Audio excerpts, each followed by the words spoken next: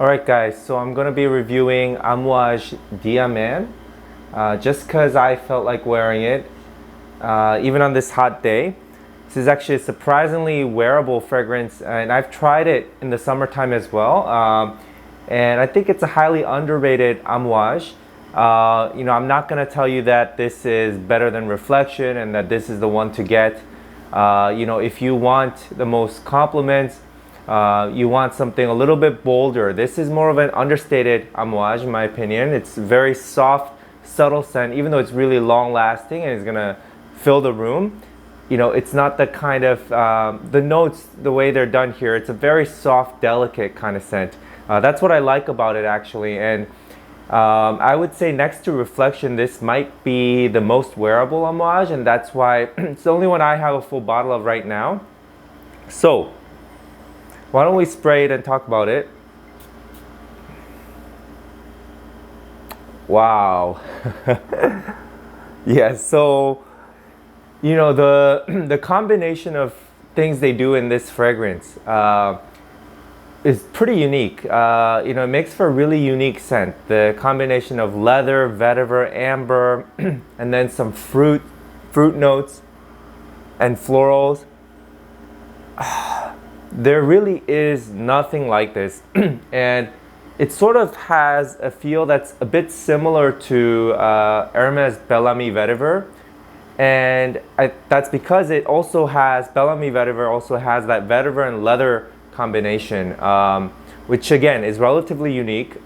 But this is much more wearable than Bellamy, I think, which tends to be a lot denser, heavier, has more of an animalic smell to me, whereas this has this watery kind of transparent floral aspect to it. But again, this scent, it is not linear at all to me. So there's this constant battle of notes between the notes, where sometimes it feels more floral and sometimes it feels very dry, intense, leathery. And then other times you get more of the sweet amber that's coming through. So when you first spray it, you get all those elements together and then they start to kind of separate out.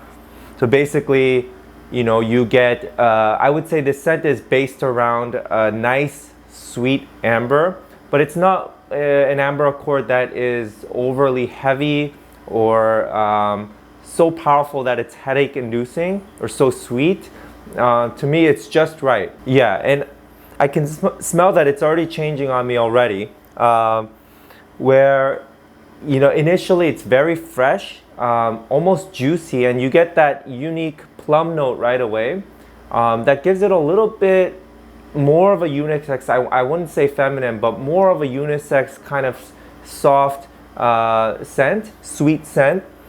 But then pretty quickly, I mean, it's only been a minute, you start to get more of this earthy, woody, dry feel. And that is primarily from this combination of vetiver, also labdanum, which starts to become, more and more prominent. And so you get this very strong leather accord.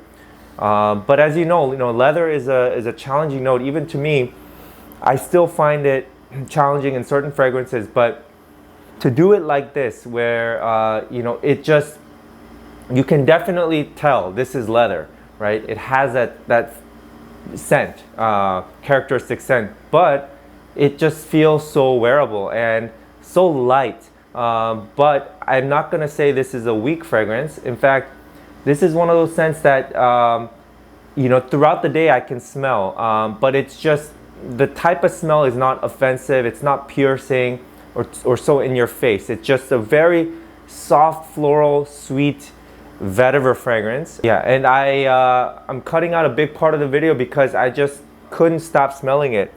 And I'm still, I can't take my nose off it because I love this very, very dry, sweet leather smell. That's actually the best way that I would describe it, a sweet leather smell. But that plum note kind of retains that juiciness of this fragrance. I mean, it smells exactly like sort of the bottle, the juice color looks. Very gold, transparent, you know, a little bit tan, right? We didn't talk so much about the florals. You know, I believe it has ylang ylang, and I can't recall the exact other floral notes in there, but they sort of play a supporting role here. And you basically have this beautiful contrast between these delicate floral notes and then the really rugged masculine leather accord that's in here. And that's what I love about this fragrance. As it dries down longer, it has that amber sweetness, but it's no longer such a fruity smell. The fruit smell kind of goes away, and then you're left with more of that sort of vetiver based scent, more similar to Bel Ami Vetiver. And similarly, this is also a kind of mature leaning scent where, you know, again, if you're looking for the most compliments, you know, something a little bit more aromatic, powdery even, something sweeter and fruitier might be better. But this is more of, you know, it's all about very muted, understated notes here. And muted because the scent is very soft to the nose, but the presence is very, very strong, right? So that's kind of unique. Yeah, and I think this is actually quite a versatile scent. Very, very up class and appropriate for work. And you can dress it up for formal, it would be perfect. You know, that sweetness that's in here with the plum makes it a little bit, you know, interesting. And you can just wear it as a scent that you wear outside. And then in terms of seasons, you know, like I said, this is exactly what you want. You know, inoffensive, you know, kind of soft feeling scent that still is very, very present and people will smell, right? So it makes for a good signature scent, and it is totally wearable even in hot weather, as I've done.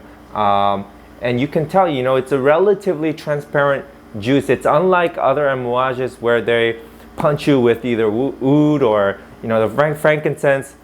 By the way, I didn't mention one other aspect of this.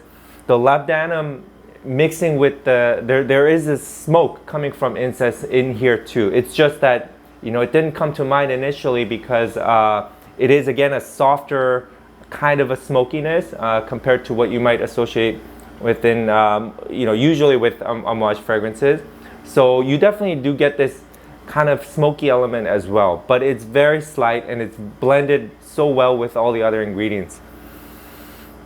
So I'm still getting, you know, 10-15 minutes in, still getting a little bit of sweetness in this. Sometimes it's more deeply resinous.